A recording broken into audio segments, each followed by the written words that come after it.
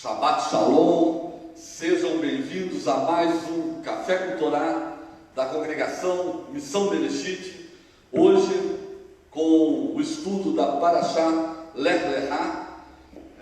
Nós falamos um pouco sobre ela ontem, vamos falar um pouco mais hoje, mas por enquanto, vai pegando, acorda primeiro, porque com essa chuvinha, o pessoal acorda devagar no Shabbat, né? Vai pegando aí a tua Torá, vai colocando aí sobre tua mesa, pega o teu cafezinho para acordar de vez e vai separando aí o link, vai ser colocado no grupo da Missão Bereshit, vai ser colocado nos grupos, vai compartilhando, porque hoje está no Face do Danilo e não do Rosh Alexandre. Nós estamos lançando a campanha, já no meio da campanha, hashtag Volta Rosh Alexandre, com mais de 1 milhão de curtidas, é brincadeira, mas o Rosh deve estar voltando a partir de amanhã. Isso é muito bom, estamos muito felizes com isso, aliviados também. E no próximo Shabbat, se o Eterno assim permitir, já estará aqui conosco, para que a gente possa nos deliciar do Shabbat e dos ensinos do Eterno, que tem usado a vida do Rosh Alexandre e da família dele, para nos abençoar a cada Shabbat. Então, hoje nós estamos aqui com um novo quarteto, uma nova formação, Mestre Lédio,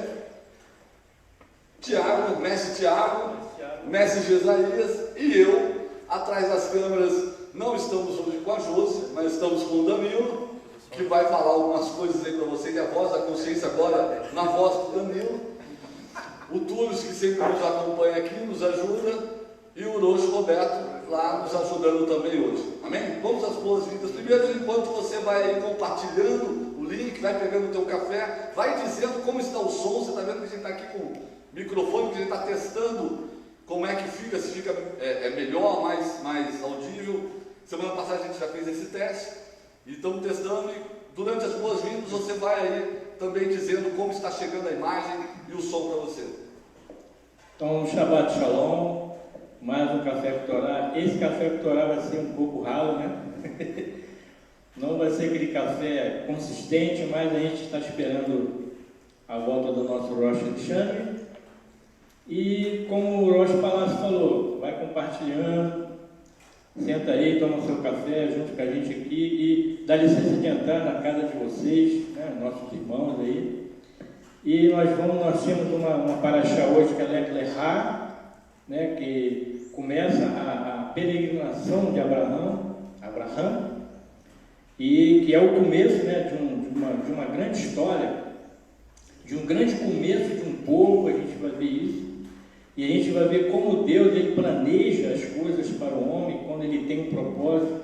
E todo homem de Deus ele tem que mergulhar fundo nesse propósito. A gente vai ver que Abraão, e antes era Abraham, né? Abram, depois foi mudado o nome dele. E a gente vai ver a intimidade que ele tinha com o Eterno. E é uma paraxá muito boa, uma paraxá que nos dá orgulho da gente estudar, porque fala também da nossa vida, que também projeta a nossa vida no futuro. Amém? Temos aqui o Rosh, futuro Rosh. Já viu que a gente está meio capenga, né? O Rosh Alexandre está andando meio capenga, mas tudo bem. Amém? Amém. Shabbat Shalom. Fico feliz de saber que a minha presença aqui faz o grupo ficar capenga. Fiquei feliz de saber isso ao vivo. Amém? O mundo inteiro está vendo isso nesse momento. Com tênis. Amém. Shabbat Shalom aos irmãos aqui presentes, aos irmãos que estão assistindo em casa. Já vai separando o seu café, o seu copo com água. É momento de oração. Não, calma, esse é outro canal. Vamos focar aqui no estudo, nessa paraxá Lech Lechá, né? Começa ali em Gênesis 12, mas isso é papo com o Rosh Palácio, ele que vai conduzir como sempre, e como sempre vai deixar os outros falar pouco. Agora o irmão Jesaías também, o nosso mestre Jesaías, que ficou pelo caminho, o dromedário deixou ele, segundo o dromedário dele, ele chegou primeiro que ele, o dromedário dele. Isso aí. Tá bom, gente? Então, Shabbat Shalom a vocês. Shabbat Shalom. Bem-vindo a todos e que venhamos a estar aqui glorificando ao Eterno com a palavra, né, e tenhamos um bom estudo, né, e as dúvidas que vocês tiverem, pode enviar para o irmão Tiago aqui, que ele vai responder todas as perguntas, todas as dúvidas. Né? Ele é o nosso convidado especial hoje. Pode já escrevendo já suas perguntas, que ele vai responder todas elas.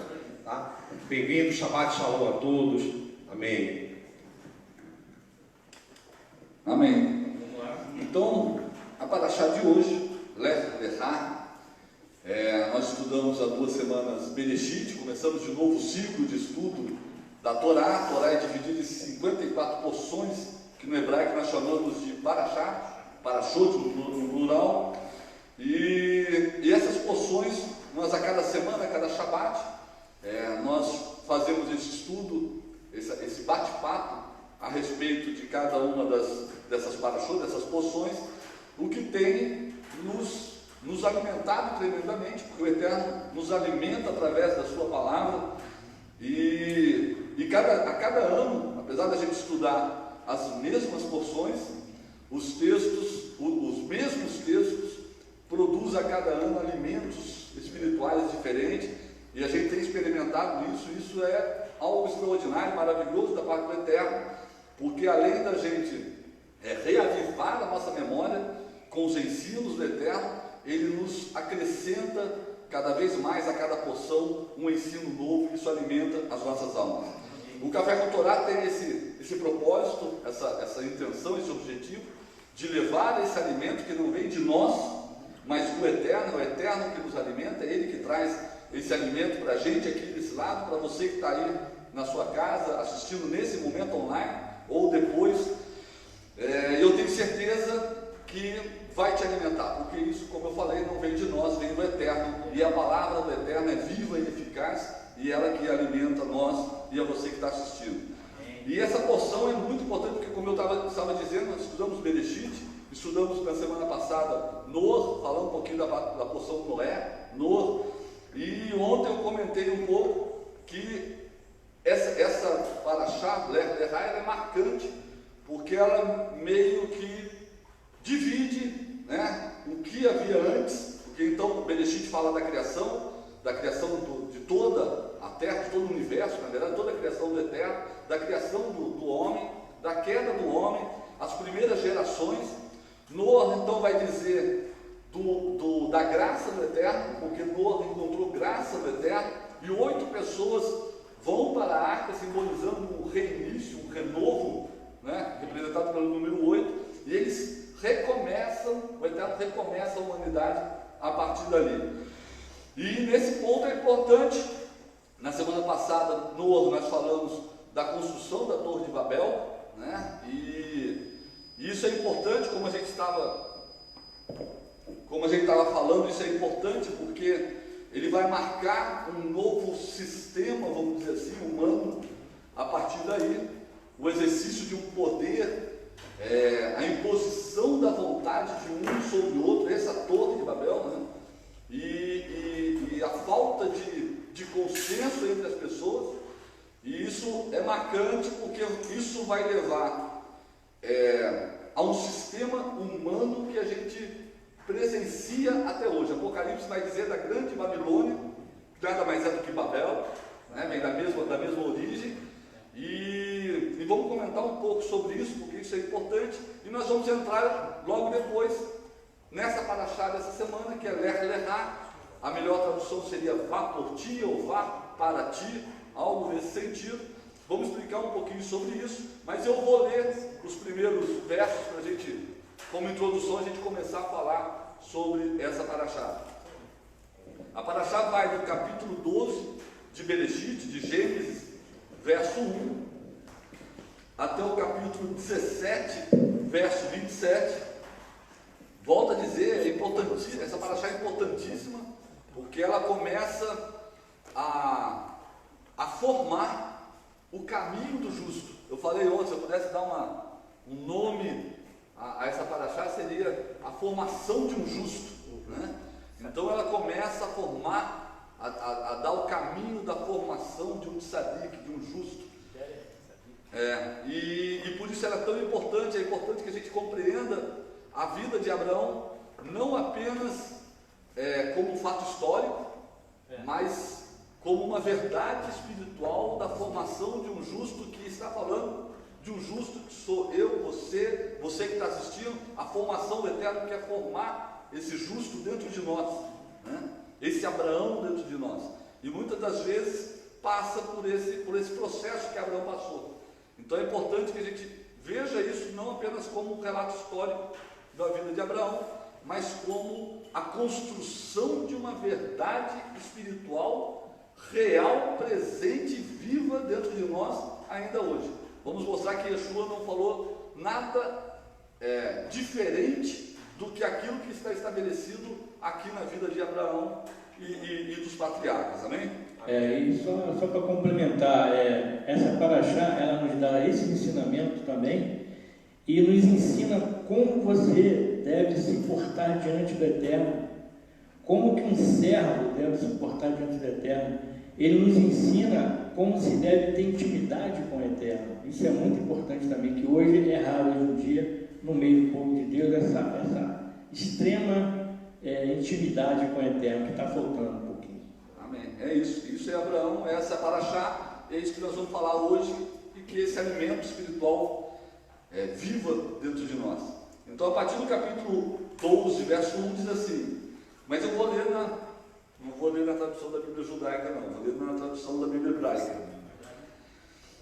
Aí você acompanha aí na tua Bíblia, a partir do verso 1 do capítulo 12 diz, e o Eterno disse a Abrão, vai-te da tua casa, da tua parentela e da casa do teu pai, para a terra que te mostrarei, e farei de ti uma grande nação, e abençoar-te-ei, e engrandecerei teu nome, e serás uma bênção, e abençoarei os que te abençoarem, e aqueles que te amaldiçoarem, amaldiçoarei, e serão benditas em ti todas as nações da terra. Amém? Então até aqui, um verso belíssimo, muita gente gosta, porque você está falando de bênção, né? Então eu vou te abençoar, e todo mundo quer bênção, mas ele fala algo antes, ele fala, vá para ti, né? Sai da tua terra, sai da tua parentela, sai da tua casa, e aí então eu te abençoarei, né? Ele vai falar depois, eu farei de ti uma bênção. A proposta do Eterno aqui para Abraão é que ele fosse uma bênção, né? E a gente vai entender um pouco o que é isso, o que é eu ser uma bênção, né? Mas há aqui um requisito, há algo que Abraão tinha que fazer, ele tinha que sair, porque o pai dele, a gente vê nos versos anteriores, sai de Ur dos Caldeus, da terra de Ur dos Caldeus, e vai em direção a Canaã, no mesmo local que o Eterno chama Abraão para ele. E vai dizer a literatura judaica que ele para no meio do caminho, está ali no texto, né, da Torá, ele para em Harã, e a literatura vai dizer que, parte da literatura vai dizer que quem tinha sido chamado primeiro teria sido Terá, para que fosse a Canaã e fizesse a obra do Eterno, mas ele para no meio do caminho. E Abraão, ele então, o Eterno chama Abraão e diz, vá para ti, vá por ti, né? E há algumas interpretações a respeito disso. Conta própria. Isso. Amém? Então você leu aí, pegou o café, vamos começar a conversar, porque senão eu não paro e eu vou dar a palavra. Isso. Vou dar a palavra ao mestre Lédio, Tiago e Jesaías para a gente comentar um pouco sobre isso. O que é esse sai da tua terra? Ou seja, o que o Eterno quis dizer com isso? É apenas um aspecto físico? Há um aspecto espiritual nisso? Porque essa era a condição, não é condição, mas essa era a proposta do Eterno, para que ele fizesse isso, e o Eterno então pudesse torná-lo uma bênção. Porque tem várias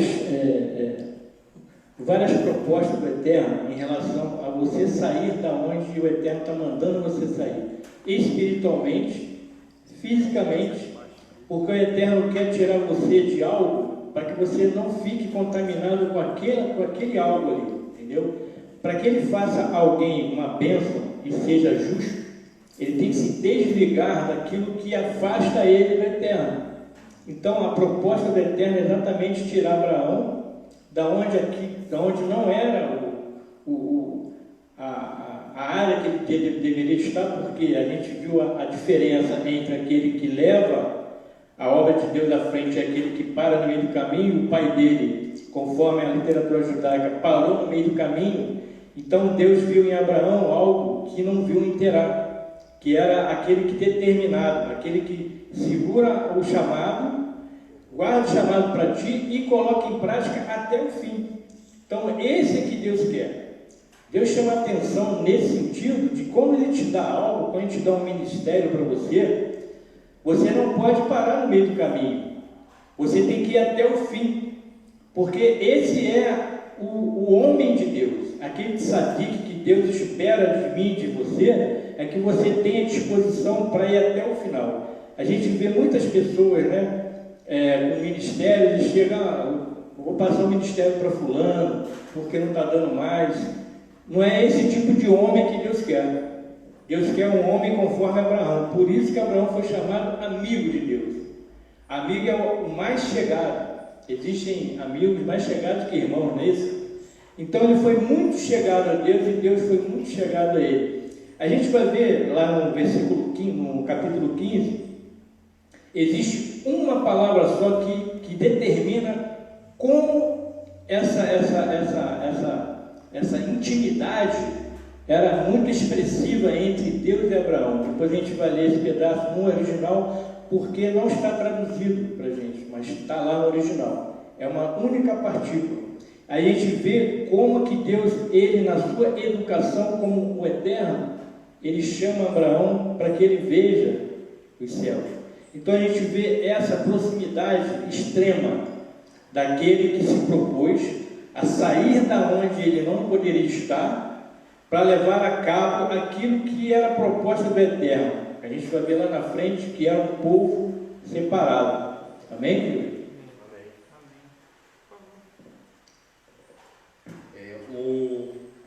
Também uma coisa que me chamou muito a atenção quando o Eterno fala para Abraão: saia da sua terra, saia da sua terra, do meio da sua parentela e da casa do seu pai.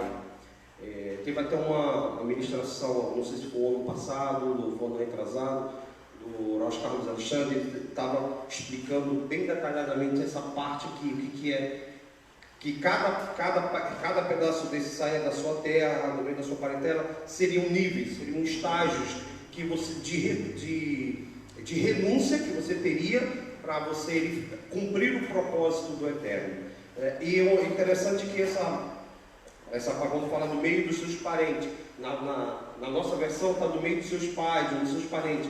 Já quando você olha para o original, o macho, sai da terra do teu nascimento, né? Porque ele vem falando, ou seja, se desapega das coisas ali, daquele cotidiano, ou daqueles costumes que aquela sua terra, aquele local, ou seja, aquelas pessoas com quem você convive, ou seja, deixa tudo isso e vem e segue, que eu vou te mostrar. E eu lembrei, quando eu estava meditando isso ontem, eu lembrei de quando eu estava num período que me afastei dos caminhos do Senhor, e só que minha alma ficava muito inquieta, e quando eu realmente decidi retornar e buscar o Senhor e viver de acordo com a vontade do Senhor, o Eterno me deu uma palavra lá em Isaías, se não me engano, no capítulo 55, que fala: buscai ao Senhor buscai ao Senhor enquanto se pode achar, invocai-o enquanto está perto, deixe o ímpio o seu caminho,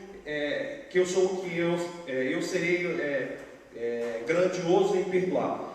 Ou seja, eu tive que afastar tudo, eu tive que me afastar, não me afastar das pessoas, mas afastar daquelas atitudes que eu estava tomando, que não estava condizente com a palavra. Ou seja, eu procurei buscar ao Senhor, eu procurei deixar tudo aquilo que me afastava do Eterno e retornar para os caminhos do Senhor, que Ele estava ali pronto para me tirar e me conduzir e levar a caminhos que Ele já tinha preparado, designado para mim.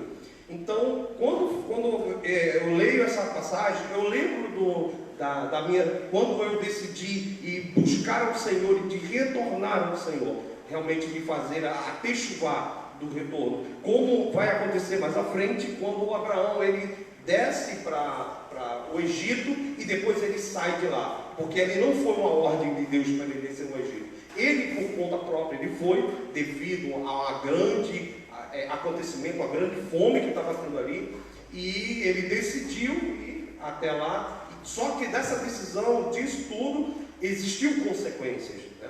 E aí a gente vai mais à frente e vai estudar e se aprofundar nessa parte aí.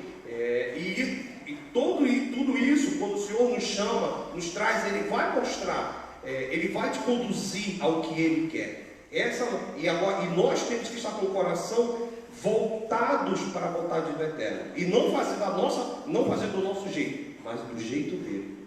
Você vê que mesmo você indo, né, com o Senhor à sua frente, você ainda é influenciado pelas circunstâncias ao redor. Sim, sim. Por Abraão ter descido ao Egito por causa da fome, é uma circunstância externa. E a gente também está sujeito a isso.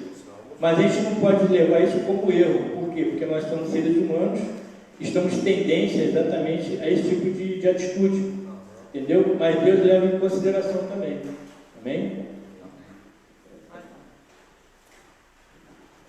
Só para complementar aqui, só uma coisinha que a gente acaba ouvindo muito, né, ao longo da caminhada, justamente essa questão de sai do meio da tua terra, do meio da parentela e tudo mais.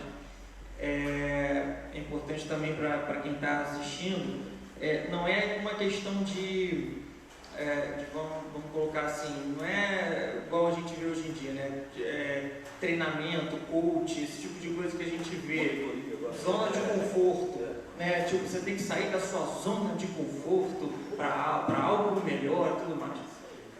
O propósito do Senhor não é te tirar de uma esfera onde você tem poucas condições financeiras ou algo assim, te colocar numa situação. Lógico, quando a gente vai pegar na palavra, se a gente não tiver com o coração voltado para buscar o Senhor, buscar a vontade dEle, a gente acaba fazendo a nossa própria vontade, nos baseando na palavra dEle. A gente vê muito isso, né? Até a questão que o Rocha Palácio comentou a respeito da estrutura de idolatria montada, a gente acaba vendo isso acontecendo direto. No sentido de que as pessoas criam ídolos para si e se comportam dessa forma. Então, o pastor, o rabino, sei lá quem, falou que eu tenho que eu tenho que doar tudo, porque assim eu vou conseguir uma bênção. Eu tenho que dar 3 pulinhos, eu vou conseguir uma bênção. Eu vou dar uma cambalhota, eu vou conseguir uma bênção. Se eu não louvar em voz alta, eu não vou ter uma bênção. Peraí, mas a bênção não nos alcança? O Senhor fala que a bênção nos persegue. Então, assim, o que a gente precisa fazer para ter essas bênçãos? Literalmente, sair da sua terra e da sua parentela. Mas aqui de dentro, a gente tem que parar de ter esse apego terreno das coisas desse mundo. E o Senhor é Deus para nos abençoar de inúmeras formas, né? Por que eu estou falando isso? O Senhor é especialista em mexer no nosso eu, né? Assim, muitas vezes a gente está na caminhada e a gente não ora com tanto fervor, a gente não lê com tanto fervor, mas aí o Senhor vai e toca em alguma área da nossa vida que a gente precisa dar aquela sacudida na gente para a gente começar a fazer, né? Então, assim, se hoje a oração tá fraca, daqui a pouco o Senhor vai tocar em alguma coisa para fazer a gente orar. Se a gente está lendo pouco, o Senhor vai tocar em alguma coisa para fazer a gente ler. Mas Ele faz isso por amor, para chamar a nossa atenção, tipo, ei, sai do que é terreno e me procura. Sabe, desapega, exatamente. Desapega daquilo que é terreno e vem na minha direção. Sai daí, né? E sai, você vai ver que você vai sair para você mesmo. Você não vai sair para mim. Você vai sair para ti, vai fazer um bem danado para você, entendeu?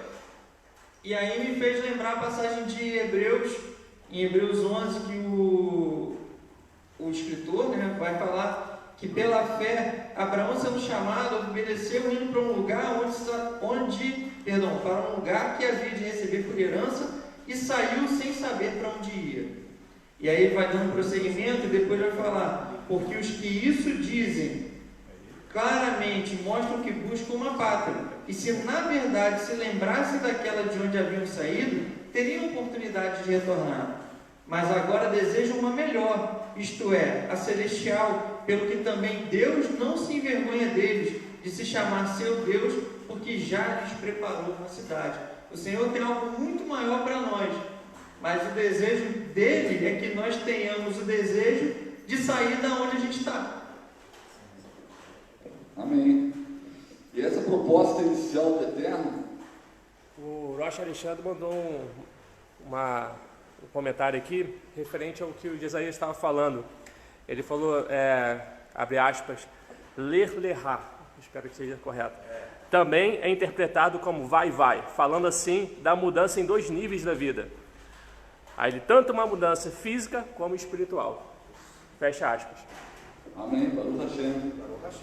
Porque nessa o Isaías lembrou bem quando o Rocha Alexandre trouxe essa mesma paraxá há um tempo atrás. É interessante que a ordem do deixar, do vai, né, era inverso à ordem natural. O texto diz, sai da tua terra, da tua parentela, da casa dos teus pais. Na verdade, fisicamente, se você for deixar algum lugar, você vai sair da tua casa, primeiro da casa dos teus pais, da tua parentela e da terra, né? Aqui o Eterno inverte essa ordem, exatamente porque está falando de algo espiritual, não algo físico, né? Não tem como eu sair do Brasil sem sair de Niterói. Não tem como eu sair do Rio de Janeiro sem sair de Niterói.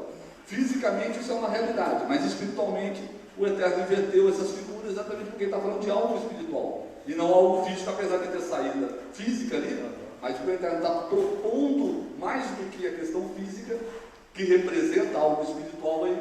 Ele está propondo a Abraão e a cada um de nós uma saída espiritual, né? Então sair daquela realidade no qual Abraão e nós estávamos inseridos, num sistema do mundo que a gente estava comentando, criado a partir de Babel, de Nimrod, um sistema de uma relação de poder, de desejos, de prazeres humanos e do mundo, para uma elevação espiritual. É isso a proposta que o Eterno está falando e que o Rocha acabou de dizer do vai, ou seja, os níveis espirituais da qual você vai estar saindo.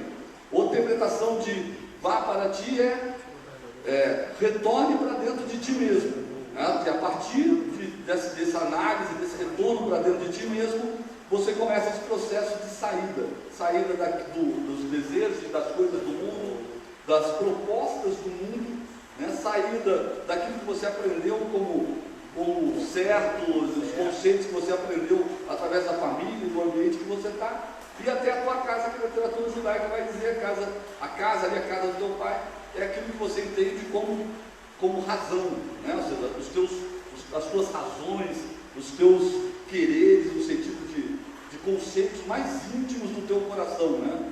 E isso é importante porque Yeshua vai traduzir isso em outras palavras. Ele vai dizer para Nicodemos, é preciso nascer de novo. O que o Eterno está propondo aqui a Abraão é um novo nascimento. O que o Eterno está propondo aqui para Abraão é que o Abrão morra e surja um novo homem justo agora, vivendo as verdades do Eterno, os conceitos do Eterno.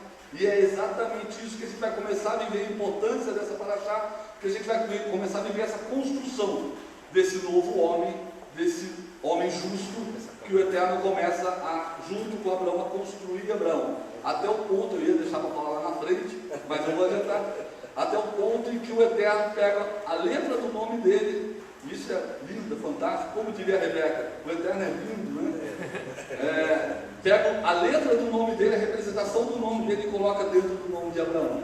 Ou seja, você agora, diferente, eu não queria adiantar isso, mas você vai ser conhecido não como pai de uma nação, mas como o pai de uma nação, ou de muitas nações, que serão reconhecidas por eu ser o Deus deles. Ou seja, a proposta do Eterno é diferente, mas vamos falar sobre o nome daqui a pouco. É lindo isso daí.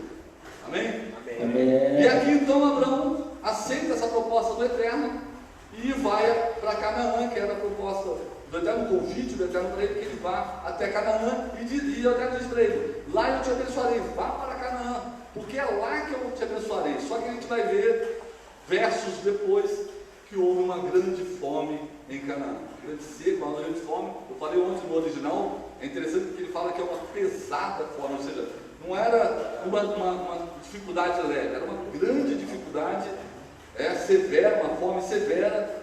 E Abraão então decide ir para o Egito. Ele vai, eu só estou falando o texto, ele vai comentar sobre isso. Ele vai então, ele pega, e Ló está aqui com ele sai, na verdade, lembrando, ele sai de Harã, ele sai de Ur dos Caldeus, Terá sai com Abraão, sai com Sara, sai com Ló. Ele chega e Ló está acompanhando. É importante a figura de Ló, porque a gente precisa entender essa figura e as consequências das nossas decisões, não só no que se refere a gente, mas aqueles que estão próximos da gente. Ele vai então, a partir desse momento, ele vai com Ló, ele pega Ló, pega Sara, ele pega tudo aquilo que ele tem e ele vai para o Egito. Na verdade, o texto vai dizer, vamos lá, para que não fique somente nas minhas palavras, mas o texto vai dizer no verso 10: e houve fome na terra, e desceu Abraão ao Egito para morar ali, porque era grande a fome na terra. E a literatura vai falar dessa questão dele descer ao Egito. O que isso representa espiritualmente, essa descida ao Egito? Isso é importante, porque eu volto a dizer, nós somos Abraão, nós recebemos o mesmo convite do Eterno, e é importante saber do que representa essa descida e quais as consequências dessa descida. Abraão desceu ao Egito. Amém. Só para completar, essa inversão, né, de níveis. Primeiro sai da tua terra, da tua parentela. Abraão ele deu um passo maior. Primeiro, foi sair da terra, que é uma extensão maior, e depois faltou ele sair da tua parentela. Como ele levou Ló junto contigo, ainda tinha esse passo a dar. E mais tarde aconteceu que ele se separou de Ló. Aí sim, a partir daí é que o chamado dele começou a tomar prática realmente.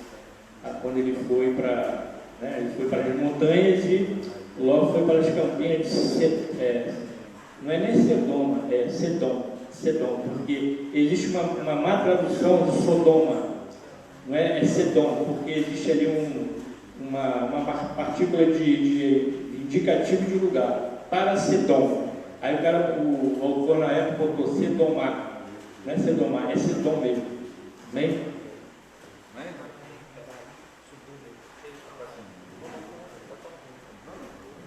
Eu só estou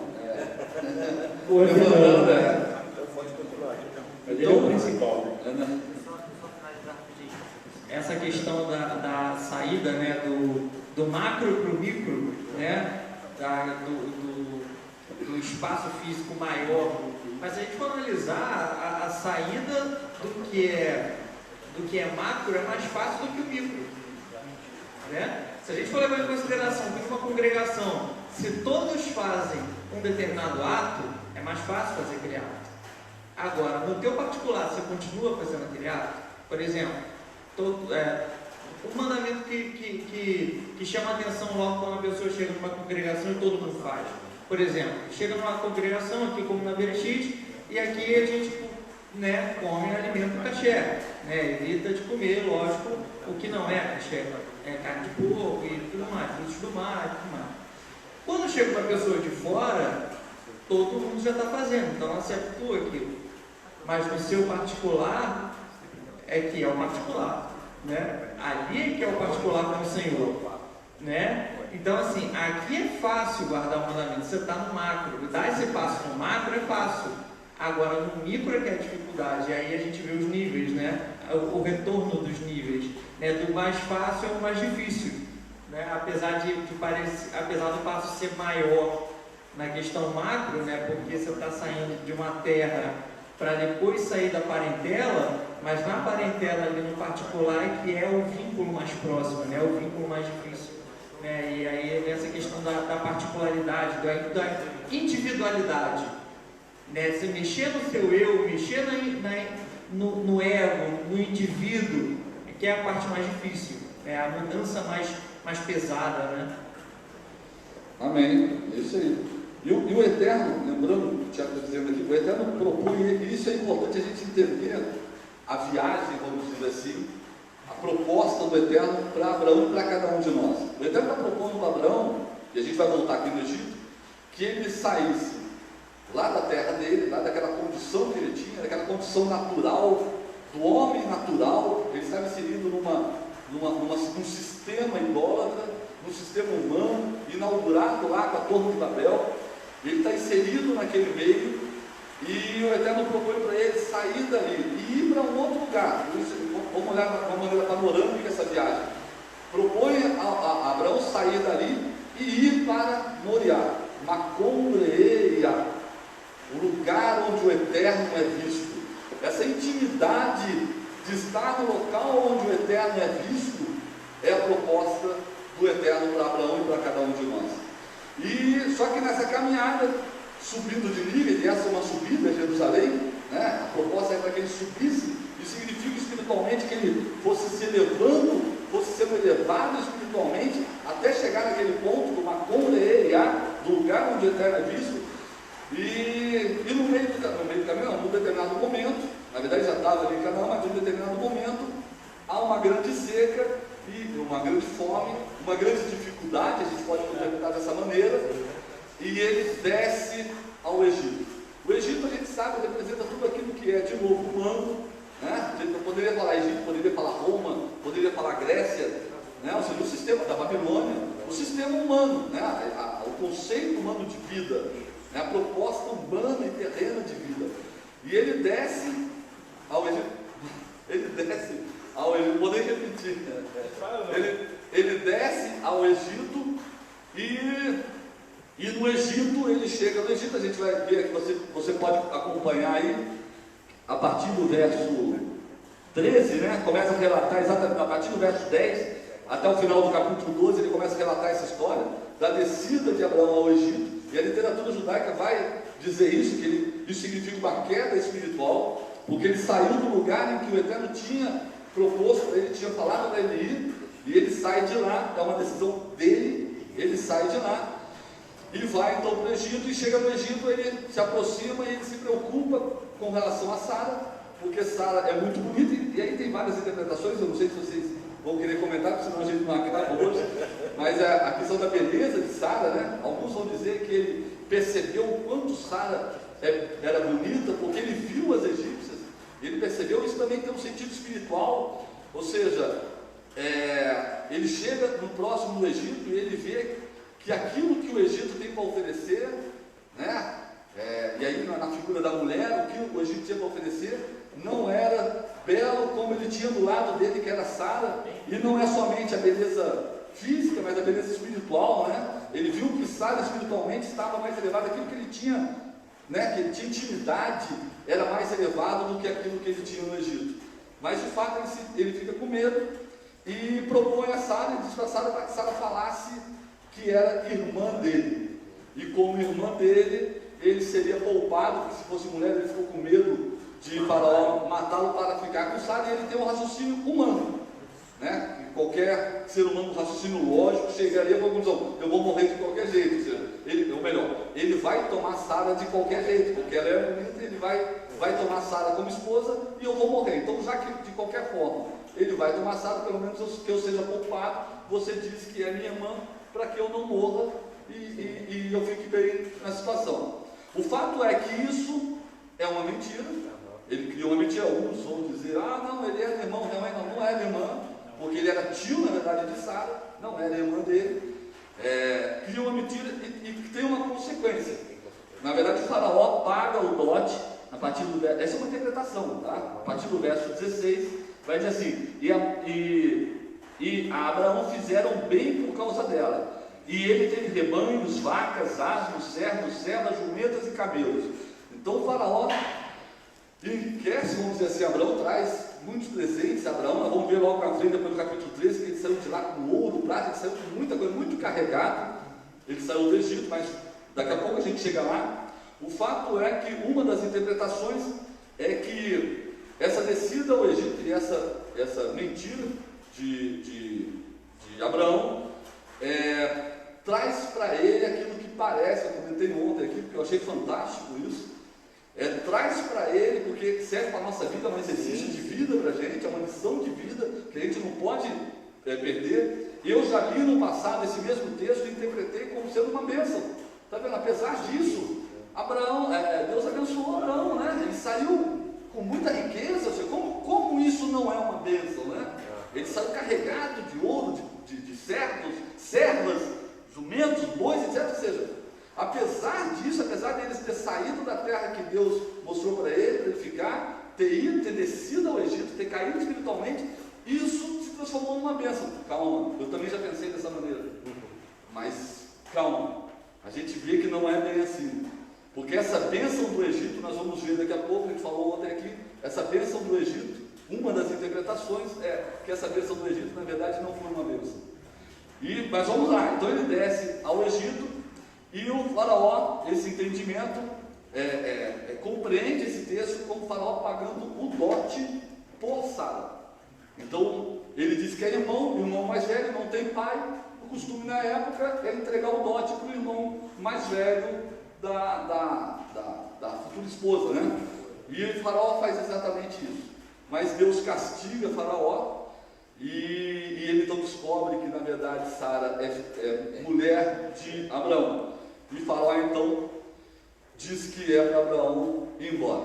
O Rocha fez mais um comentário aqui, que ele fala o seguinte, abre aspas: o Eterno preserva a integridade de Sara, trazendo uma praga sobre o faraó. Fecha aspas. Isso aí, porque o Eterno tinha um plano na vida de Abraão. E apesar de Abraão ter descido ao Egito, o plano que o Eterno tem para Abraão, ele manteve. Nós vamos ver isso, por exemplo, depois do pacto em que o Eterno, Abraão, corta os animais. Quem passa no meio dos animais, depois eu não sei se dá tempo a gente falar sobre isso, mas quem passa no meio dos animais foi o Eterno. Ali é a declaração de uma aliança incondicional que ele fez com Abraão. Então aqui, nós lembramos bem, ele preservou Sara nessa situação, nesse ponto, e castigou o faraó. Então por isso o faraó descobre. É interessante essa parte aí, até na literatura judaica fala que, não na literatura, até porque nessa nossa Bíblia aqui, fala que o Eterno puniu o faraó e a sua corte com graves doenças por causa de Sara, mulher de Abraão. Na versão na versão aqui, da Nomás, ele fala que ele, como o pastor falou, que ele viu pragas. E uma das explicações que ele dá também ali é que isso aqui foi uma primícia do que iria acontecer com o povo quando o povo foi escravizado do Egito, que eles ficaram durante 400 anos ali sob o jugo do Egito, ou seja, eles subjugaram o poder do Egito, e o Eterno enviou as pragas para poder tirar o povo do Egito. Isso também eu estava lendo e isso também me chamou muita atenção. Ou seja, já estava predizendo aquilo que iria acontecer com o povo. E aí é quando Abraão ele sai dali. Na verdade, Abraão sai não. O próprio faraó aqui manda ele sair. Não, vai embora. Ou seja, porque estavam afetando a eles lá, estavam trazendo doenças, pragas no meio deles. Então, não, sai. O que aconteceu também com o povo do Egito? O próprio Eterno fez com que o faraó expulsasse, mandasse o povo vir embora. Ou seja, já estava predizendo o que iria acontecer mais à frente. E é a primeira intervenção do Eterno, né? Essa, na verdade, exatamente, quando a coisa tende para o lado errado, e como o Eterno tem um propósito e ele leva a cabo o propósito, ele intervém separando de Sara e deixando Abraão levar os despojos, né? Já prefigurando 400 anos de escravidão após a saída do Egito. Quer dizer, é uma primeira intervenção do Eterno. E essa intervenção aqui já consequências da decisão que Abraão tomou de descer para o Egito e dessa falta de confiança, da confiança no Eterno de ficar lá, que a promessa era: fique ali para a terra que eu te mostrarei. Então ele já estava em Canaã, ele já estava ali. A palavra fala aqui que ele já estava ali, já no Negev, ele já estava ali em Jerusalém, nas proximidades ali de Jerusalém. Então ele já estava estabelecido ali, e era ali a terra que o Eterno estava ali, queria fazer ele prosperar, abençoar e prosperar ele. Mas aí ele desceu, né? Depois que ele desceu para o Egito, ele desobedeceu, né? Ele não confiou totalmente naquilo que o Eterno falou, por isso ele desceu, e aí já começou as consequências. Foi a praga que veio para o Egito, né? Para o povo ali do Egito, e aí ele volta e ainda tem mais consequências com isso, né? Que é a desavença que ele vai ter com Ló, que já é a consequência da herança que eles levaram, ou seja, de algo que, por causa daquela mentira, ele ganhou posses, muitas posses. Fala aqui que ele saiu com ouro, prata, camelos, servos e servas, ou seja, ele saiu riquíssimo de lá. E aí, por causa dessa herança que ele recebeu, que não foi da maneira correta, ele teve também consequências por causa disso. E a gente vê que, por causa disso, a gente já vê que nós somos influenciados pela circunstância. Abraão foi influenciado pela circunstância da fome, né? do querer proteger da tua forma, e não confiando no Eterno, que o Eterno realmente ele ia proteger Sara, ele ia guardar Sara de qualquer jeito, e ele ia guardar também Abraão da fome. A gente entende isso também, que o Eterno ele é um Deus provedor. Então, para você ver como que o meio ambiente ele nos influencia de forma negativa em relação ao Eterno. Isso é muito sério. E só para concluir, é interessante essa questão do resumo do livro de Êxodo, né, nessa pequena passagem, né, uma pincelada do que vai acontecer. E logo assim que o povo sai do Egito, lá com Moshe, né, com o faraó falando para eles saírem, o que o Senhor dá como lição? Não descerás mais ao Egito. Né? E aí lá na frente Salomão volta ao Egito para poder comprar cavalos e tudo mais, e tem as suas consequências. Né? Então assim, é já o Senhor falando: olha, não faz como fez Abraão. Abraão não fez uma coisa legal de ter ido para o Egito, então não vou voltar. Vou botar vocês de volta na terra, agora de maneira fixa, né? Porque Abraão habitou em tendas, agora de forma fixa, e daí vocês não vão sair, né? Amém, é isso mesmo. E o Tiago lembrou de uma coisa, isso é um conceito espiritual. Agora nós vamos passar a ver o tempo todo esses dois conceitos, dois valores: o valor humano e o valor espiritual.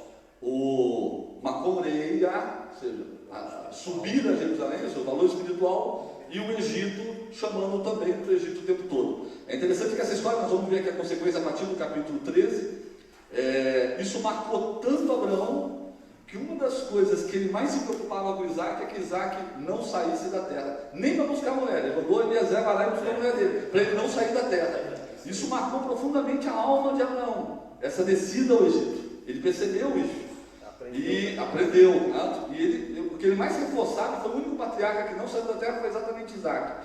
E a gente vai ver também lá no capítulo 26, nas duas paraxotas lá na frente, eu falei um pouco ontem que Isaac, chegando nesse mesmo momento, houve fome na terra, e ele pensa em sair também. E ele começa a se deslocar, está dentro da terra, mas ele começa a se deslocar, e Deus aparece para Isaac e diz: Isaac, não saia da terra, não saia da terra. Isaac não sai. Alguns versos depois vai dizer que Deus abençoou tremendamente Isaac e fez a terra multiplicar 100 vezes mais. Ou seja, ele não fez essa mesma caminhada, não saiu da terra e acabou sendo abençoado. E a prova é que a provisão do Eterno ia chegar em algum momento. Isso é muito importante porque isso é a história da nossa vida. Não saia da terra, não saia da presença do Eterno, não saia por maior que seja a dificuldade. O Egito é pior. Por mais bonito que seja. E aí, exatamente. Entendeu? Por mais bonito que sejam as colinas, agradáveis aos seus olhos, mas permaneça ali no local que o Eterno te designou para ficar. E aí a gente lembra, o Tiago lembrou bem, quando o povo sai do Egito, a ordem do Eterno o tempo todo é: não volte para o Egito, não volte para o Egito. Amém? E essa é a proposta do Eterno, que a gente saia do Egito e não retorne para o Egito. Amém? E aí no capítulo 13, ele começa, vamos acelerar, né? Senão a gente não... senão a gente fica só no capítulo 12. No capítulo 13, ele começa a relatar então, e Abraão subiu do Egito, ou seja, Abraão começa a subir de novo, subindo espiritualmente. Ele sai do Egito e começa a subir espiritualmente. Interessante que ele vai falar de Techuvá. No verso 2, Abraão estava muito carregado de gado, aquilo que a gente está falando, prata e ouro, e andou em seus viagens ao sul, e ele começa a subir e volta ao princípio, está lá, até o lugar em que estava sua tenda no princípio, em Betel, em Ai, no lugar do altar que havia feito no princípio. Então ele faz Techuvá, ele volta ao princípio. Exatamente, e não importa. Então, a proposta do Eterno é: saia para mim, para você, para Abraão, é saia do Egito, volte ao princípio, volte onde você era adorador, volte ao altar, né? Volte à presença do Eterno. E Abraão começa esse processo de Techuvá, esse processo de retorno àquilo que o Eterno tinha proposto para ele. E por causa desse carregamento, dessas coisas que ele adquiriu lá no Egito, há o primeiro problema com isso, uma divisão familiar. Lembrando que, a gente comentou, lembrando que Ló estava acompanhando essa subida de Abraão. Ló foi a Canaã, Ló subiu também espiritualmente junto com Abraão. Ló estava acompanhando Abraão nessa subida. E a partir dessa descida do Egito, há essa desavença, essa disputa, aquilo que o Egito tem para oferecer. A bênção do Egito, na verdade, vai te provocar problemas, como aconteceu aqui. E lá no verso, e Abraão então diz para Ló, né? Ou seja, escolha para onde é que você quer. Ló olha lá aquela planície, aquele vale, e vê o que? O Egito de novo. E escolhe o Egito. E o texto vai dizer assim, no João vai dizer assim: e Abraão e Ló se afasta de Abraão. Esse afastamento é também um afastamento espiritual. Né? Então Ló se afasta de Abraão, há um afastamento espiritual. Abraão compreende a necessidade de Techuvá, prefere o prejuízo. Abraão já começa a perceber que quem o sustenta não é o mundo, não é a situação que ele vê, mas quem o sustenta é o Eterno. E isso chega no seu ápice lá na frente, em Melquisedeque, chega no ápice da compreensão de Abraão, de quem sustenta Abraão, quem o sustenta não é aquilo que ele vê, não é o Egito, não é aquilo que parece o Egito, mas é o Eterno. Então Ló faz a opção pelo Egito de novo, não era o Egito fisicamente, mas a visão dele, ele via o Egito, o jardim como do Egito, e ele faz essa opção. E Abraão prefere aquilo que os olhos não beneficiavam, assim, não era pedra, ou seja, era deserto, mas ele prefere viver no deserto, mas fazer a vontade do Eterno, não se guiar pelos próprios olhos, não se guiar por aquilo que o Egito tem para oferecer. Amém? E os dois então se separam.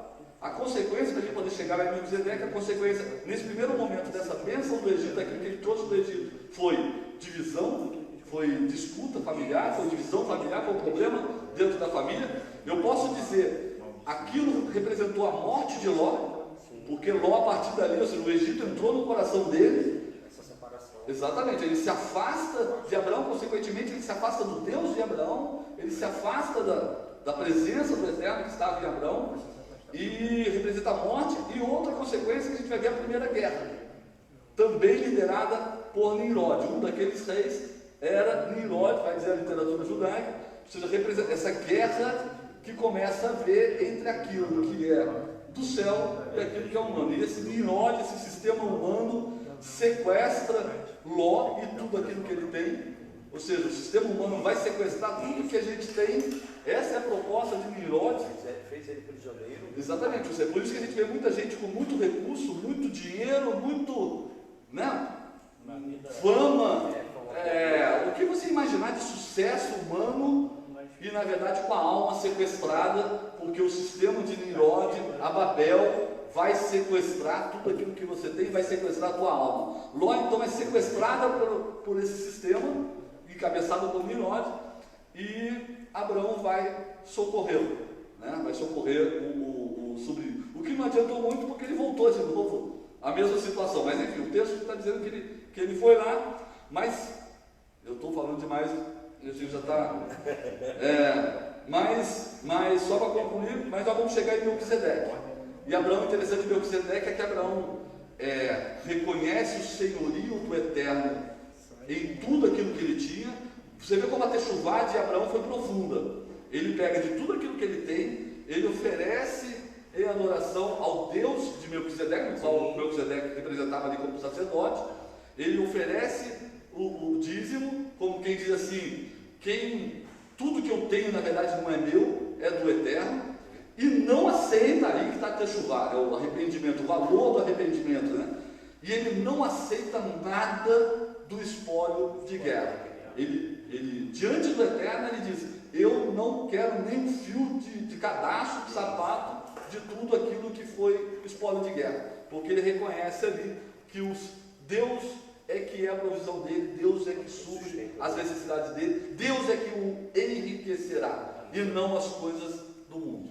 Falando em sustento aí, o Rocha Alexandre mandou mais um comentário aqui justamente sobre isso, abre aspas: por falar de sustento, o sustento já estava inserido na palavra lelehá, pois ela lida da esquerda para a direita, forma riquel, que significa sustento. Amém. Fecha aspas. Ou seja, Baruch Hashem, maravilhoso. Esse conceito lelehá de sustento, lendo o inverso como nós trouxe, está sendo formado dentro de Abraão. E Abraão aqui, nesse episódio de Melquisedeque, você vê que esse conceito foi formado, foi consolidado dentro dele. Queria chamar a atenção também sobre o que aconteceu com Sidom. É um reflexo daquilo que Deus vai fazer com esse sistema mundano, ao qual Abraão fez parte, depois saiu, fez techuvá. A destruição de Sodoma e Gomorra é a destruição desse sistema mundano. Então Deus já estava julgando, pré-anunciando que esse sistema que hoje impera no mundo, né, que o mundo é o Egito, ele vai ser destruído também pelo fogo, entendeu? Pelo fogo que consome tudo aquilo que é contrário à Torá do Eterno. Então já é uma prefiguração do futuro. Você vê que lá atrás, 3.000 anos antes de Yeshua, Deus já estava falando que após o reino que será estabelecido, esse sistema vai ser destruído. Falando em sistema aqui, profético. Tem mais um comentário também da Daniele, né? Ela falou o seguinte, abre aspas: quando voltamos ao Egito, ou sistema do mundo, perdemos o nosso foco nas coisas que o Eterno já havia nos mostrado e tem nos mostrado, e temos nossa visão física e espiritual deturpada. Amém. Fecha aspas. Amém. Shalom. A chegada aí da ideia. Só para complementar, a questão que Ló acaba, assim, quando Abraão, né, sai do Egito, cheio das bênçãos do Egito, aí só para concluir que a bênção do Egito gera a cobiça. As bênçãos do Eterno, tanto que quando as bênçãos geram bênçãos, né?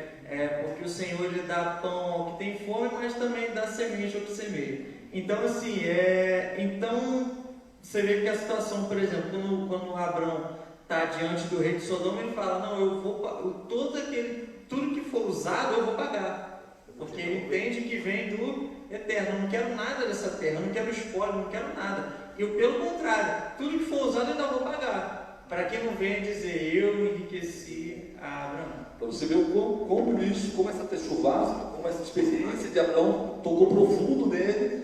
E a literatura, quando a gente estava falando de Yom Kippur, que a gente passou, né? A literatura judaica diz que um dos principais provas, né, vamos dizer assim, de que houve o arrependimento é quando te é proposto de novo a mesma queda, o mesmo pecado, a mesma tentação, etc., e você recusa. Você entendeu?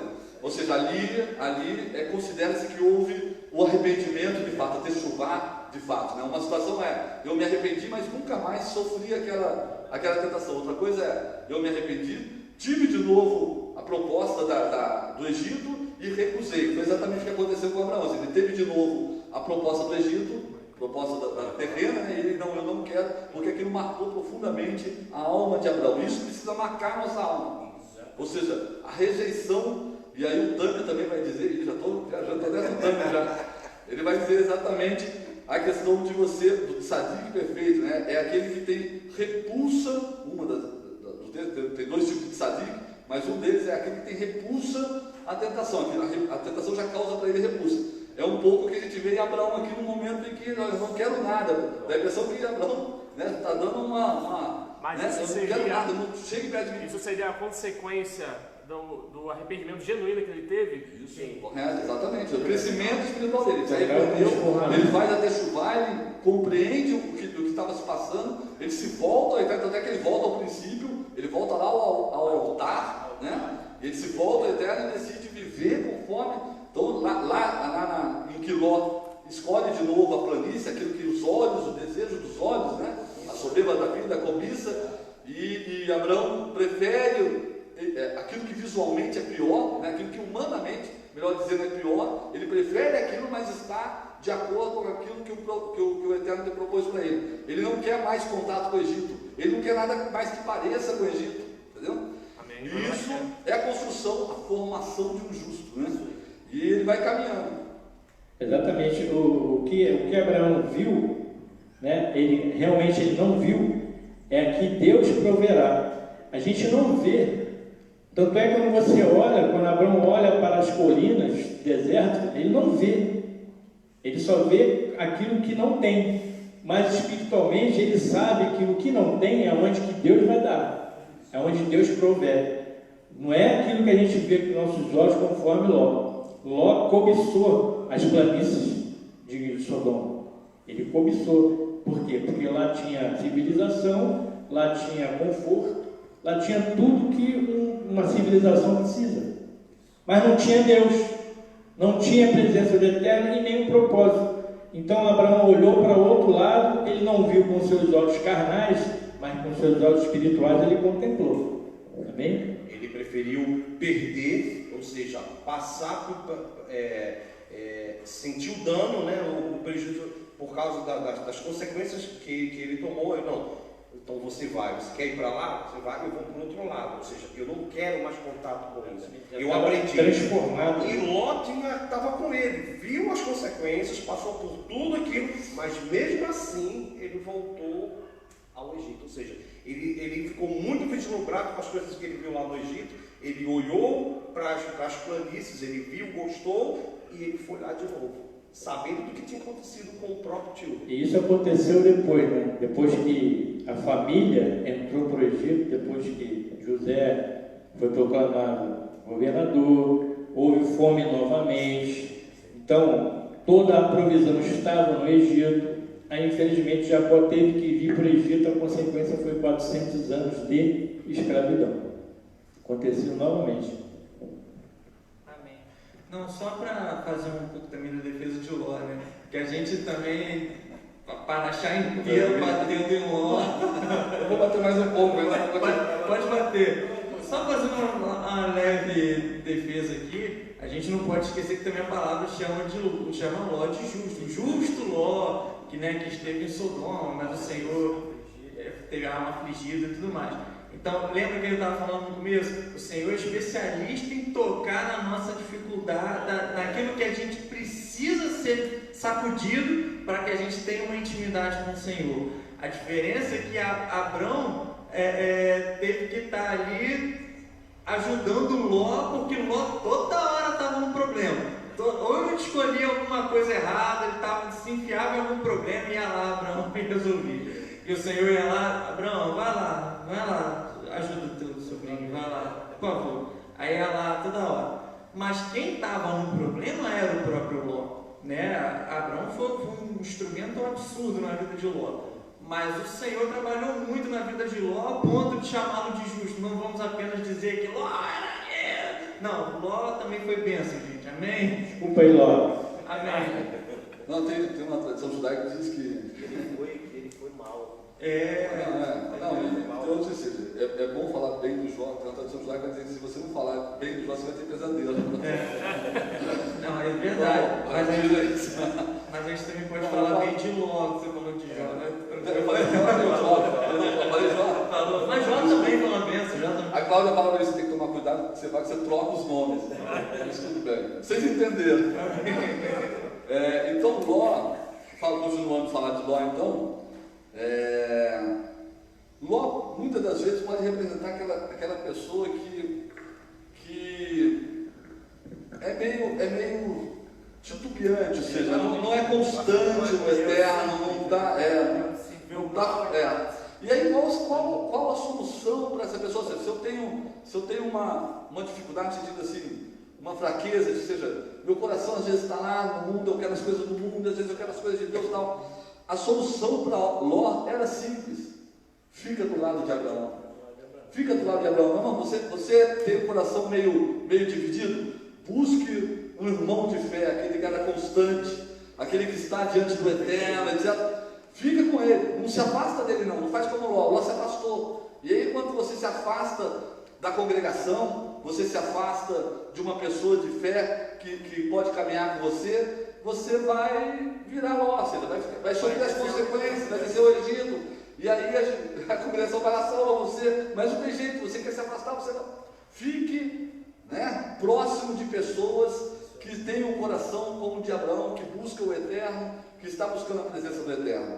E a consequência de Ló, fato é que a consequência dessa descida de Ló, desse retorno de Ló, desse Egito que começou a viver dentro de Ló, é que Ló deu origem a dois povos, os Moabitas e os Amonitas, E isso, os Amonitas. E isso representa, espiritualmente falando, a gente vai ver depois os povos, etc. Inclusive lá na Brit Hadashah vai falar de novo desses povos e tal. Isso representa aspectos humanos da nossa alma que vão continuar tentando a gente.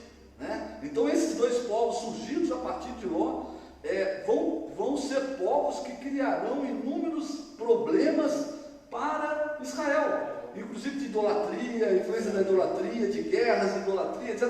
Ou seja, vão ficar tentando o povo de Israel o tempo todo. Ou seja, essa descida ao Egito de Ló, esse coração de Ló, falando certo,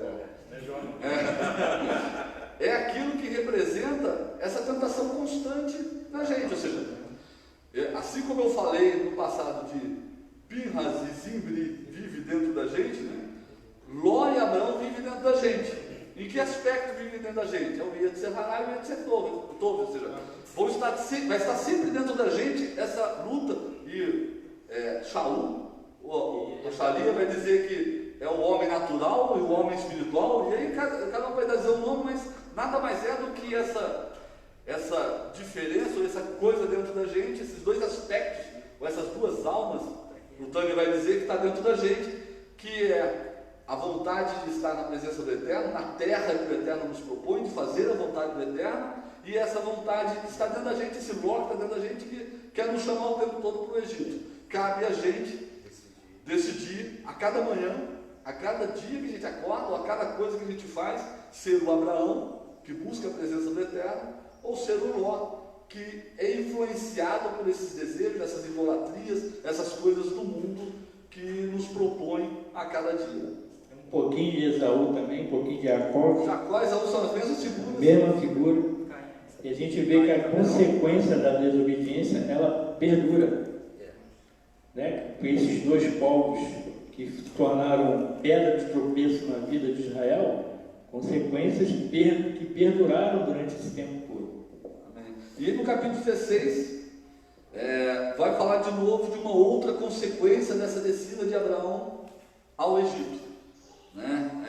Sabe, então, o Eterno no capítulo 15 diz novamente Abraão, que ele seria uma bênção, diz para Abraão olhar para o céu, sai da tua tenda, né? Sai da tua pequenez, olha para o céu, conta as estrelas se é que pode, e promete a Abraão. Até porque nessa oração, nesse capítulo 15, o próprio Abraão falando para o Eterno, quem seria o herdeiro? Porque ele já era de idade avançada. Será que é Eliseu, que seria o servo dele, o servo fiel dele? E o Eterno falou, não será ele. Farei de ti, darei o herdeiro, né? E aí ele vai fazer outra coisa, é o capítulo 16. No capítulo 16 mostra, e aí ele faz um pacto, olha a intensidade da palavra do Eterno. O Eterno faz um pacto, que é chamado um pacto unilateral, em que o Eterno declara, faz um pacto com Abraão de fazer dele uma grande nação, de dar aquela terra para ele. E o jeito de a assinatura do contrato na época, diz a tradição, é aquela cerimônia em que se partem os animais. E os dois contratantes, na verdade, passam, esse é o contrato como era feito, né? Passam entre os animais, como quem diz assim, aquele que descumprir o pacto será partido como esses animais, né? E o Eterno, somente ele passa entre os animais, ou seja, é um contrato unilateral, como quem disse para Abraão, independe daquilo que você fizer, eu vou cumprir esse pacto, esse contrato de tornar você uma grande nação e de dar essa terra para você, né? E isso aí é importante a gente entender isso, o Rosh Palacio falou, a responsabilidade do Eterno que ele chamou para si, de Israel sempre ser o povo dele, independente das circunstâncias. E a gente vê isso em Jeremias 31, quando ele fala, se as leis do universo falharem, a linhagem de Israel e Jacó deixará de ser povo. Então, a responsabilidade do Eterno para com Israel é exatamente profundo nesse sentido. Ele chamou para si a responsabilidade de manter Israel como seu povo eternamente. Então não existe um novo Israel, o gentio não é um novo Israel, não é um novo pacto, porque Deus não extinguiu o pacto dele, não. Porque senão ele teria que ser partido, né? Ou seja, não houve extinção do pacto, o pacto continua. E a nova aliança? A nova aliança é escrever a Torá, a gente explicou isso várias vezes, não é um pacto, não é uma aliança com os gentios, é uma aliança com a casa de Israel, lá em Hebreus, com a casa de Israel, com a casa de Judá, e a nova aliança é essa, é colocar a Torá, essa que nós estamos vendo, no coração do homem, essa é a nova aliança. Aí os gentios, como participam disso? A gente repete isso toda semana, é bom porque a gente, né? Nós somos enxertados nessa aliança. Convidados a participar dessa aliança. A participação do gentio nisso é ser enxertado nessa aliança, não há uma outra aliança. É essa aliança aí.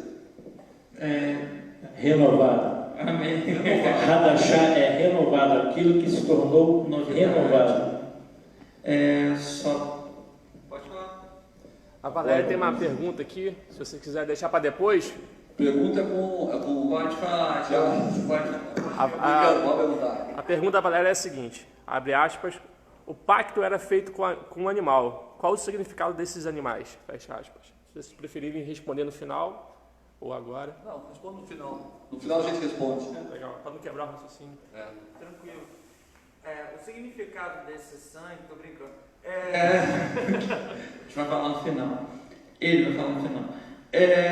Então, assim, com relação a essa questão do pacto feito, né, com a descendência de Abraão, a gente também vê nessa paraxá um pacto feito com as duas descendências de Abraão, né, com a descendência terrena e a descendência espiritual. Porque quando o Senhor fala, primeiro a gente acompanha muito pela música, né? Sai da tua tenda, ó filho meu, te mostrarei as estrelas do céu. Depois fala, te mostrarei a areia do mar. Na verdade, é o inverso. Em Gênesis 13 ele fala, conta a areia do mar, se é que pode. Depois ele fala, conta as estrelas do céu, se é que pode. Então, na verdade, seguindo pela ordem, o que o Senhor está falando é o seguinte, olha, de ti, Abraão, virá primeiro uma descendência terrena, mas depois virá uma descendência espiritual. Né? Vem uma linhagem, a linhagem de Israel, e pelo fato do povo de Israel ter tido a cegueira, né, o Eterno ter colocado a cegueira em Israel, nos alcançou como igreja, né, como essa descendência espiritual. E tanto é espiritual porque a estrela não é algo terreno, não é algo que você pode tocar, não é algo que está próximo de ti, né, é algo que contemplamos ao longe, sabemos que está ali, né, porque o Senhor, né, nos mostra, nos revela isso. Uma curiosidade também achei interessante, só que eu não sabia como colocar, mas é interessante que a gente está lendo a Paraxá de uma família que só se fala nessa Paraxá. Já reparou? Abrão e Sarai. É a única Paraxá que se fala dessa família, porque a partir da próxima Paraxá já é Abraão, né? Já é Abraão e é Sara, não é mais Abrão e Sarai. Só uma curiosidade. E ia falar mais alguma coisa, mas como eu esqueci, dá prosseguimento, daqui a pouco a gente fala. Deixa eu só fazer um comentário também. A gente percebe uma revelação quando Deus chega para Abraão, que eu até falei, né? Olha, por favor, que a palavra na é uma expressão de urgência e de educação. Por favor, olha para os céus. Ou seja, o céu está dizendo, né, a história da salvação que eu farei através da sua vida, porque você carrega a semente do Mashiach. Amém? Então, Deus está falando, está escrito lá. Ou seja, não é só contas se pode contar. É claro que ele não pode contar. Mas ele estava só falando, o céu está escrito todo o contexto da salvação que eu farei através de você. Por isso que serás uma bênção para todas as nações, porque de ti sairá o Mashiach. Amém? E era isso que eu queria complementar. Mas as duas naturezas, as duas descendências vêm de Abraão. Então, no final das contas, o que? Dos dois povos, o Senhor está falando que só tem um patriarca, só tem um povo. São dois povos que o Senhor sempre fez sempre tem um pai, sempre tem uma família. Entende? Então, assim, não há uma diferença, não há o terreno tem mais valor do que o espiritual tem mais valor do que o terreno. Porque a igreja também cometeu esse erro de dizer que nós somos o novo Israel, substituindo, né, a teologia da substituição. Mas também a gente também não pode supervalorizar o que é terreno e esquecer aquilo que é espiritual. Na verdade, o terreno e o espiritual são apenas um. Né? Romanos 11, Ezequiel 37, tantas e tantas passagens que a gente vai ver dos dois gravetos, né, segurando como um só. E até só para finalizar, eu vou esticar um pouquinho, mas a gente vai entender. Eu lembro de uma vez até o irmão Coutinho ministrando, ele falando assim, olha, uma coisa que eu acho linda, essa passagem de Romanos 11, que o Senhor pega o enxerto, né? Pega o zambujeiro e enxerta na oliveira, fazendo o caminho contrário de como é o enxerto, porque na verdade no enxerto você pega aquela árvore frutífera e coloca na outra que não está frutificando. Na verdade o caminho não está ao contrário, na verdade o caminho é exatamente esse. Quando o Senhor pega a igreja e enxerta em Israel, é porque Israel não está dando fruto conforme agrada o Senhor. O Senhor pega agora a igreja que está cheia da unção de Cristo e coloca ali para agora. Porque o chamado de Israel qual é? Ser luz para as nações. Qual é o chamado da igreja? Ser luz para as nações, do mesmo jeito. Então assim, só que ainda tem um porém, fazer ciúmes em Israel. Então ainda tem um plus, né? Ainda tem um a mais. Então, na verdade, sim, eu preciso dessa essência da igreja enxertada em Israel para que Israel possa agora dar frutos, mas como um só povo. E vai além. Além de ele abençoar a igreja enxertada, a igreja faz parte da seiva, que são as alianças e as promessas. E aí um acaba abençoando o outro, crescendo como uma só árvore forte. Exatamente. Para a glória de Deus. E a base que é Abraão, Isaac e Jacó, que são a raiz da boa oliveira. Perfeito. Amém. Baruch Hashem. Amém? Amém. E aí no capítulo 16, nós vamos ver mais uma consequência. Você vê como as consequências elas se prolongam, né? Mais uma consequência daquela descida ao Egito, que vai dizer aqui a partir do verso 1, que Sara, mulher de Abraão, não lhe dava filhos, e ela tinha uma serva egípcia, cujo nome era Agar. Então essa serva egípcia é uma daqueles presentes de Faraó para Abraão, como dote, como pagamento do dote. E daí as consequências lá na frente, em que ela pega Sarai, né? Pega a egípcia, a serva egípcia que foi recebida lá no Egito, e entrega então para Abraão, para que Abraão tivesse sua descendência e nasce Ismael. Isso vai causar consequências para o futuro todo, né? Isso também há um aspecto espiritual nisso, que é exatamente isso, essas consequências de muitas escolhas que a gente fez no mundo.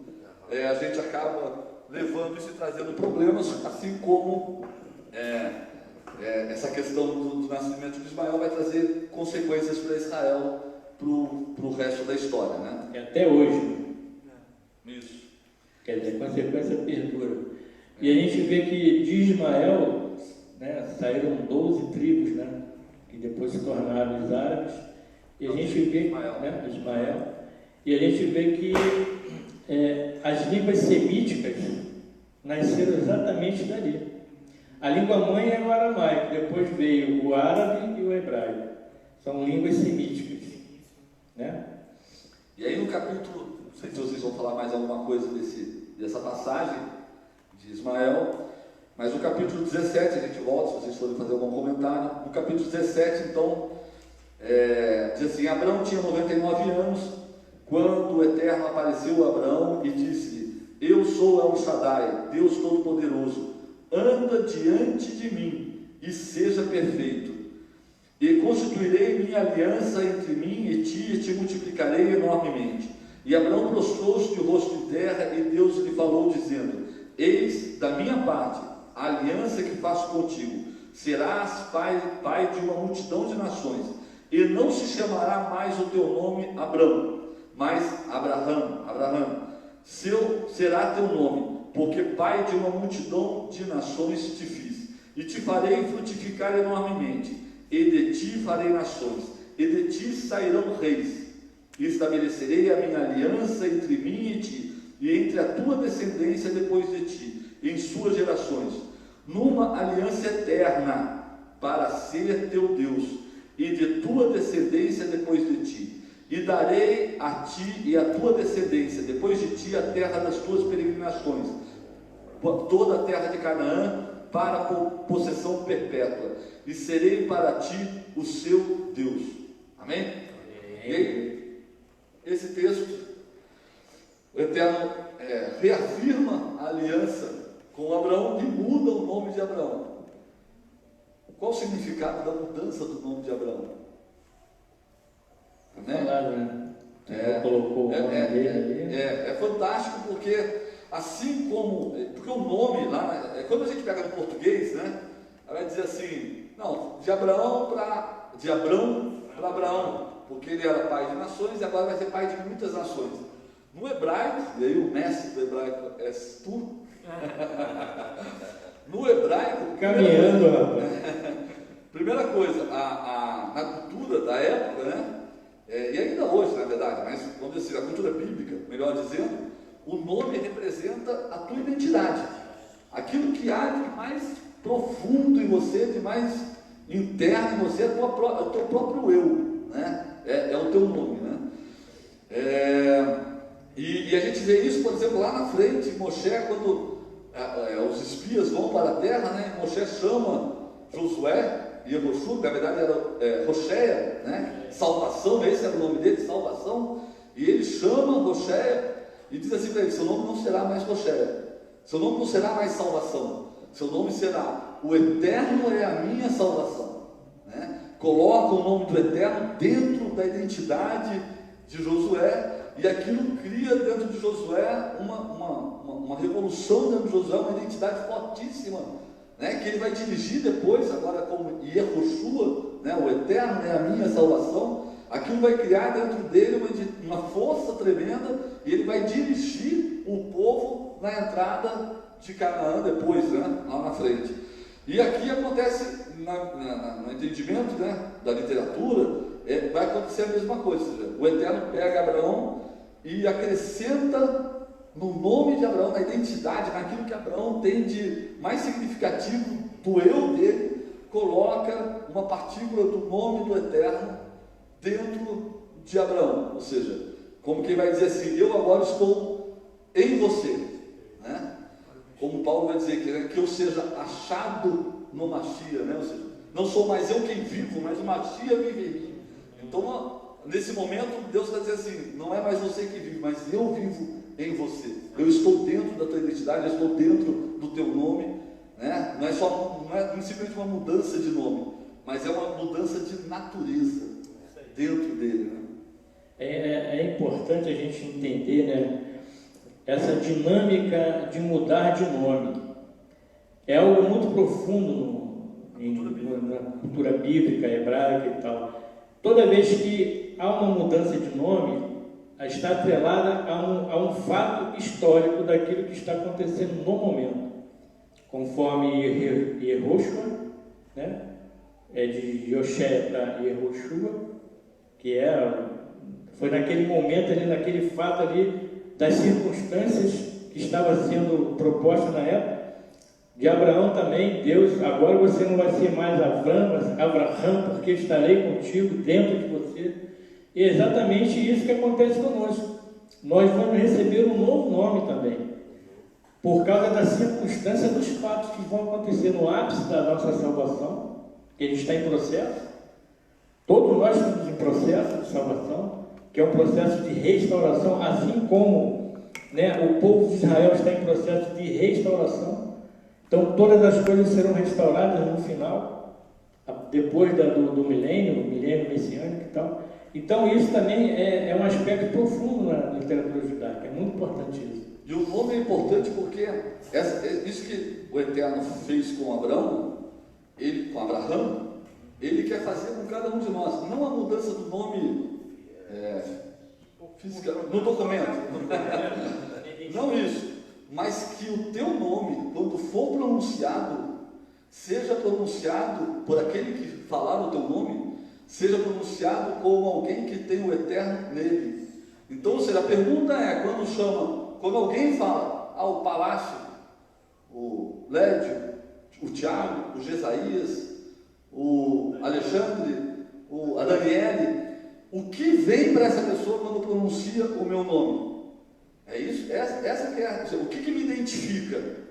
O Eterno precisa me identificar. Quando alguém fala o nome Palácio, o Palácio precisa estar inserido nesse nome o Eterno, a presença do Eterno. O Palácio é um homem, né, temente a Deus, justo, que anda nos caminhos do Senhor. Essa é a partícula do Eterno que precisa fazer parte do meu nome, da minha identidade.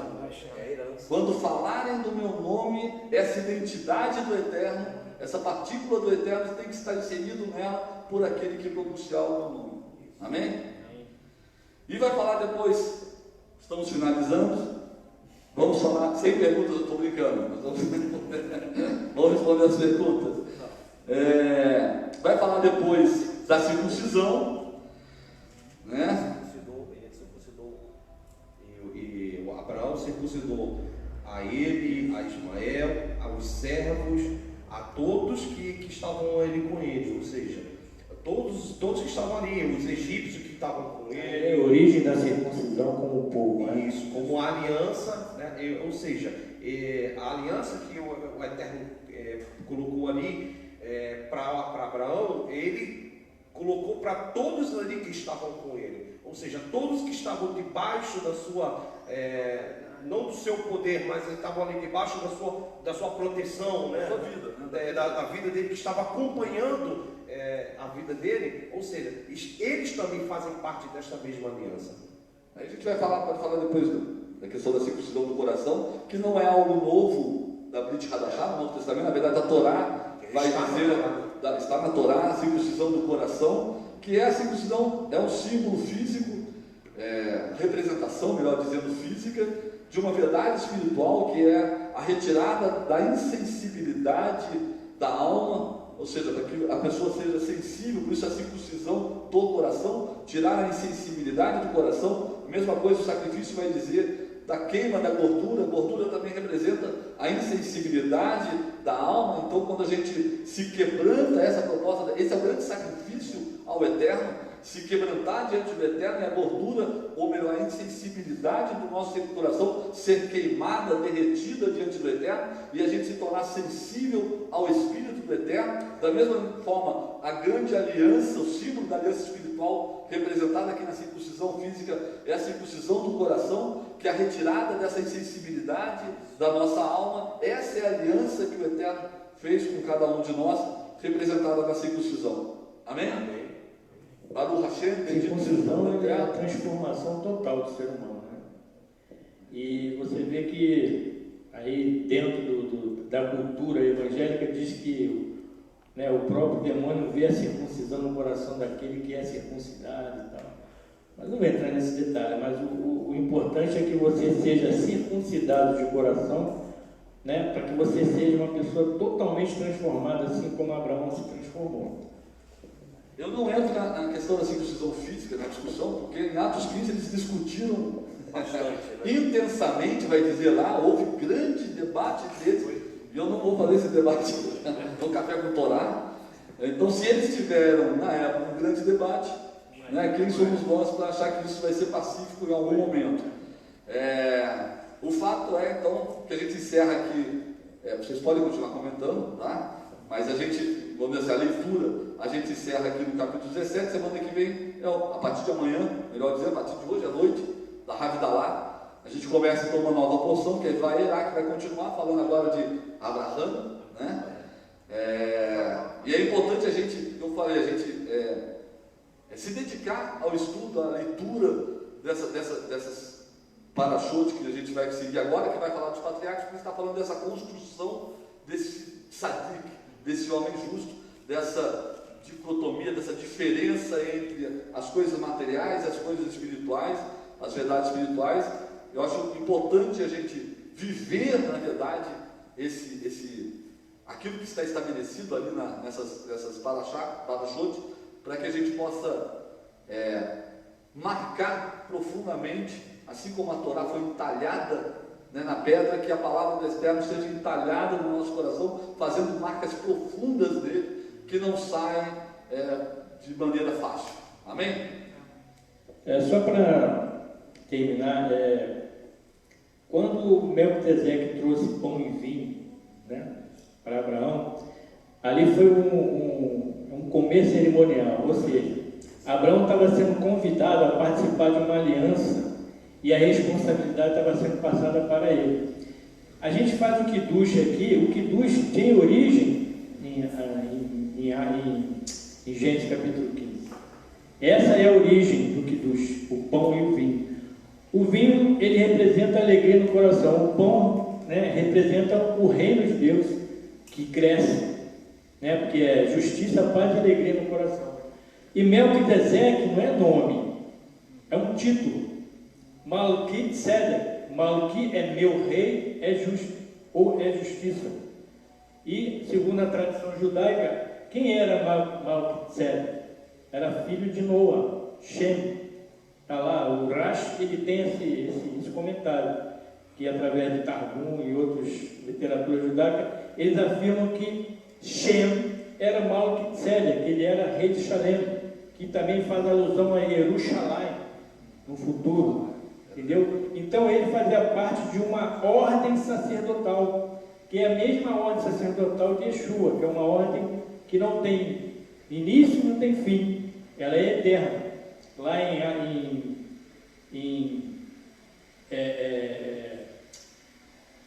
me fugiu agora a palavra, Shirihim, que é Salmos capítulo, acho que é 114 ou 10, que fala que tu és sacerdote para sempre, segundo a ordem do Melquisedeque. Então faz alusão exatamente a isso aí. Então Melquisedeque foi transliterado de uma forma errada. Fosse o nome, né? Fosse o nome, não é nome, é título.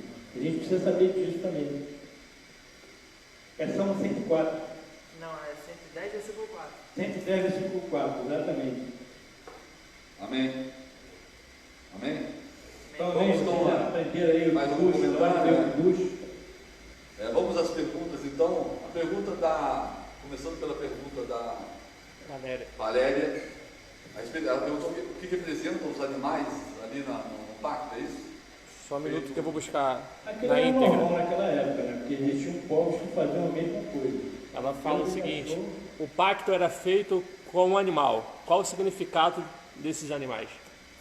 Por que dos animais ser usado como pacto ali? Um animal? O Tiago vai. Na verdade, esse tipo de pacto, ele já existia naquela época. Então Deus usou algo material para confirmar uma aliança com Abraão. Porque existiam povos que faziam a mesma coisa, pegavam os animais e partiam. Agora, o significado dos animais, normalmente seria animais caché, lógico. Porque Deus não ia fazer um pacto com Abraão com um animal que não fosse caché. Entendeu? Então, é pacto de sangue. E os animais eram cortados, né? Era um pacto de sangue. Será que tem alguma coisa a ver também com a vinda de Yeshua e o sacrifício dele? A carne, com sangue? Ou não? Eu não vejo. Certamente, é que eu não parei realmente para buscar do eterno. Na verdade, a Torá ela não fala, ela não dá essa revelação. Eu vou dizer assim, o que ele falou, assim, o que a literatura vai dizer é que isso era uma cerimônia, vamos dizer assim, era a assinatura de um contrato. Era uma cerimônia comum, né, e representava que aquele que descumprisse o contrato que fosse partido, assim como aqueles animais. Mas a Valéria tem razão, ou seja, que de vez em quando eu estou lendo a Torá, né, a Bíblia, e eu coloco uma estrelinha de Davi do lado, porque eu olho aquilo ali e falo assim, tem alguma revelação, um sode por trás disso daqui, né? E certamente isso tem algum sode, porque ele vai falar de determinados animais, vai falar pomba e uma rolinha, se eu não me engano, uma ou duas, alguma coisa assim.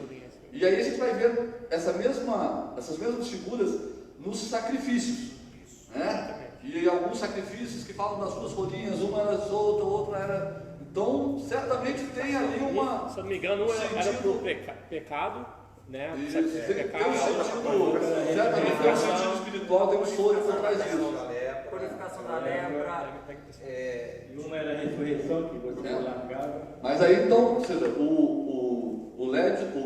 o Tiago se compromete em buscar do eterno essa. Olha, eu não estou achando aqui, para ser sincero, mas em Hebreus fala a respeito disso, né? Que através do sangue havia a purificação, era o contrato, era a assinatura do contrato, da seguinte forma, do contrato com o Eterno, né? Tinha a questão da purificação e da testificação da terra.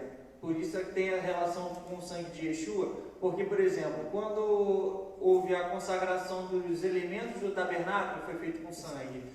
Quando foi feita a purificação do povo, com sangue. Da Torá, com sangue. Então, assim, o sangue sempre esteve presente em todas essas alianças, esses pactos que a gente vê. Na cultura judaica, o sangue tem a ver com vida. Perfeito. A vida está no sangue. E certamente, há um soro, há uma revelação espiritual profunda ali, porque dentro dessa cerimônia que Abraão faz, existe, por exemplo, ou seja, os pássaros, né? Eles baixavam e ele espantava, o Eterno fez ele cair num sono profundo, né? Falou dele a respeito daquilo que aconteceria com o povo, ou seja, certamente há ali um sentido espiritual profundo por trás desse episódio, que a gente agora cavar o coração do Eterno para...